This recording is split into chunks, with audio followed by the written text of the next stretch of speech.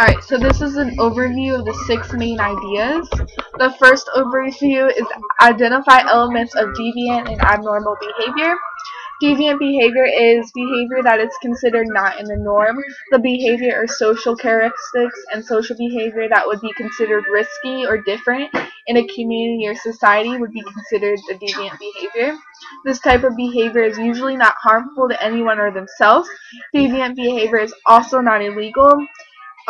It can range from the wardrobe a person wears to the type of hairstyle they have to the type of music a person listens to. Some examples of deviant behavior would be smoking, drinking. A group would be like gothics. That would be a form of deviant behavior. It's not illegal, but people consider it risky and believe that it would lead to illegal activity. Next is describe the major theoretical factors and forces assumed to cause crime. There are many theories that help explain the reason why crime is committed. Instead of thinking crime just happens just because, information and data is collected. After this information is tested and applied in different ways, theories are then created to help create reasoning behind the crime. This is definitely beneficial because these theories help predict and prevent crime. The main theories are rational choice theory, lifestyle theory, and biological theory. Rational choice theory is when a person commits a crime and they are aware that they are committing a crime. They do it because they believe the benefits outweigh the cons, or like the law. Lifestyle theory is when a person is in the society or the culture is surrounded with criminals and they act on it because it's a way to survive or become higher in the hierarchy that their community made. Then there's biological theory, is when genetics and traits um, make a person more likely to commit a crime. Next is identify the impact of crime on persons and property. Crime on property ranges from burglary, larceny, motor vehicle theft, and arson. Then there are crimes on people, which consist of murder, rape, robbery, aggravated assault, workplace violence, and stalking. This impact not only affects a person physically, but emotionally and financially.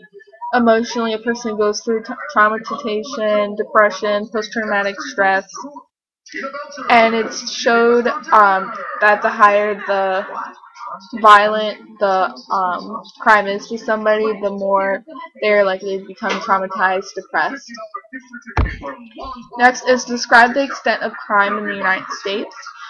Crime is measured by various reports. These reports are the Uniform Crime Reports, the National Incident-Based Reporting System, and the National Crime Victimization Survey. With the combination of these reporting systems, crime can be measured, predicted, and lowered by the data collected and organized by these reports or surveys. These reports are the best representation of the extent in the United States because it comes from all areas and is up to date.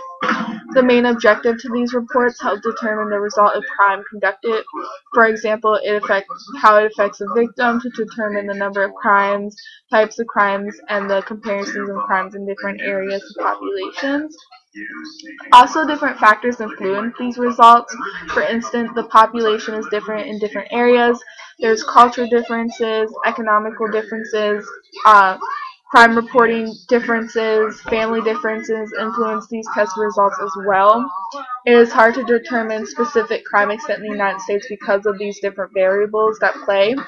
Also, most crimes go unreported or undetected, so there's no way to calculate these types of crimes and including them with the test results and data. Next is discuss the ramifications of violent crimes, the career criminal, and organized crime.